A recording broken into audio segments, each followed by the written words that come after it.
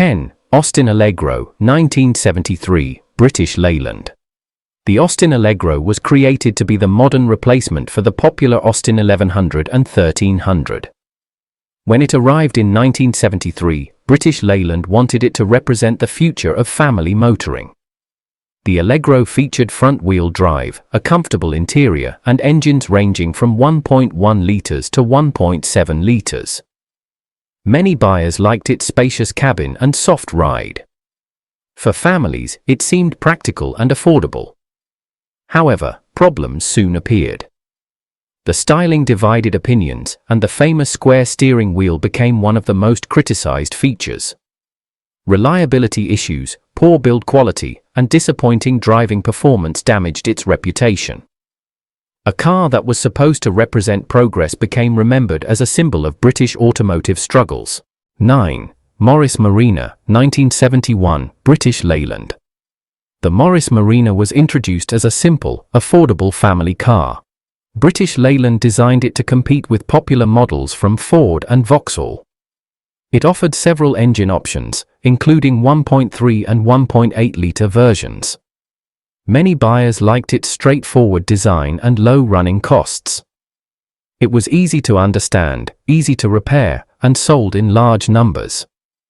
However, behind the simple design were many compromises. The handling was not impressive, the interior felt basic, and quality problems became common. Many owners found it disappointing compared to its rivals. The Marina became one of the best-selling British cars of the decade, but not necessarily one of the most loved. 8. Triumph Dolomite, 1972, British Leyland. The Triumph Dolomite was designed as a stylish compact luxury saloon. It featured attractive styling, rear-wheel drive, and more powerful engines. The Sprint version introduced a 2.0-litre 16-valve engine, which was advanced for its time. Drivers loved its sporty character and comfortable interior.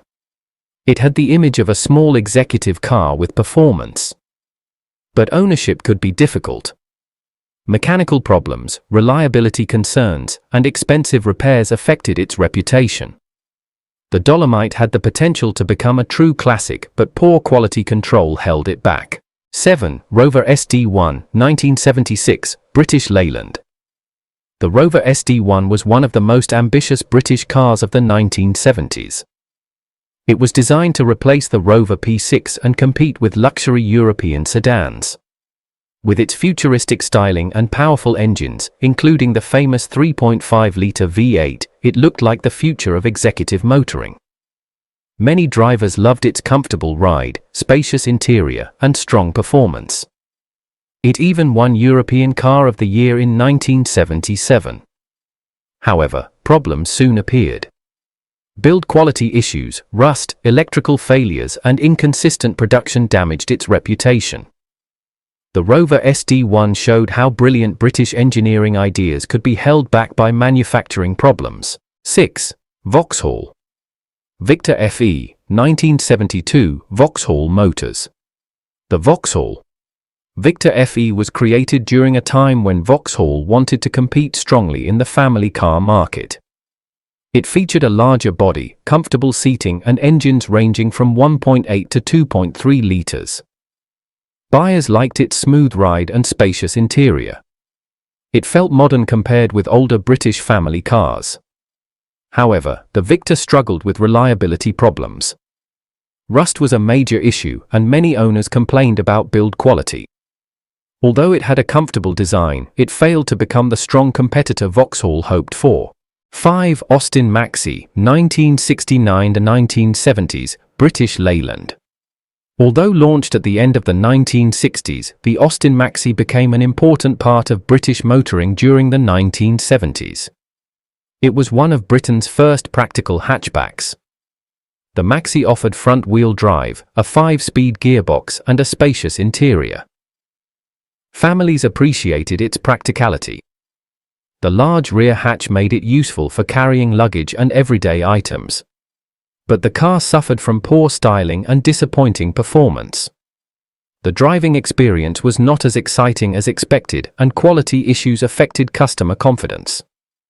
The Maxi was innovative, but many felt it never reached its full potential. 4. Jaguar XJ-S, 1975. Jaguar. The Jaguar XJ-S was designed as a luxury grand tourer replacing the famous E-Type. It featured a powerful 5.3-litre V12 engine and elegant British styling.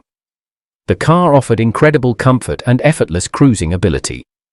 Many buyers loved its luxury interior and smooth performance. However, when it arrived, expectations were extremely high. Some enthusiasts disliked its styling compared with the E-Type. Early models suffered from reliability concerns and very high fuel consumption. During the fuel crisis of the 1970s, owning a large V12 luxury car became a difficult decision. The XJ-S was beautiful, but the timing was not ideal. 3. Triumph TR7, 1975, British Leyland. The Triumph TR7 was marketed as the modern sports car for a new generation. Its wedge-shaped design was futuristic and different from traditional British sports cars. It used a 2.0-litre four-cylinder engine and offered affordable sports car appeal. Many buyers loved its unique appearance. It looked like something from the future. However, the reality was disappointing.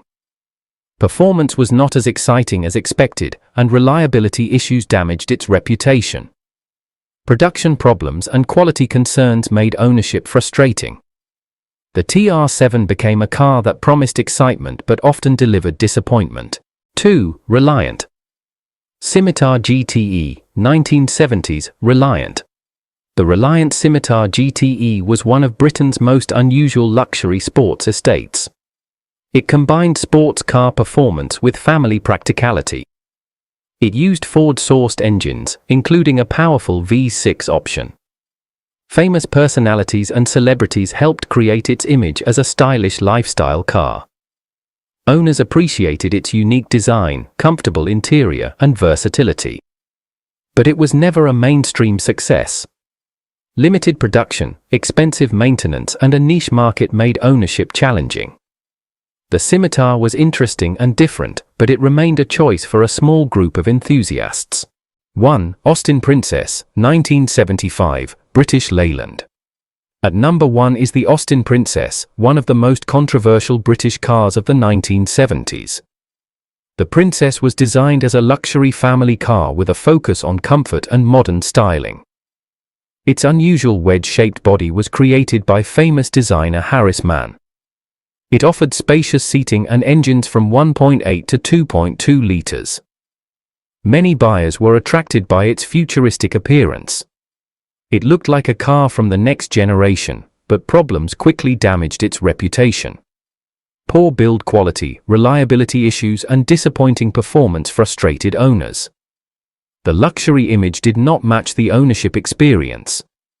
What was supposed to be a modern British executive car became remembered as one of the decade's biggest disappointments. The Austin Princess represents the challenges facing British car manufacturing during the 1970s. The 1970s were a fascinating time in British automotive history. It was a decade filled with ambition, creativity, and bold ideas. Some cars became legends, while others became lessons in what could go wrong. These vehicles were not simply failures. They represented an era when British manufacturers were fighting to survive in a rapidly changing world. From luxury saloons to family cars and sports models, each one tells a story about the challenges and dreams of British engineering. Today, many of these cars have gained a second life among collectors and enthusiasts. Because even the cars people once regretted buying can become important pieces of history, and that is what makes the forgotten British cars of the 1970s so interesting.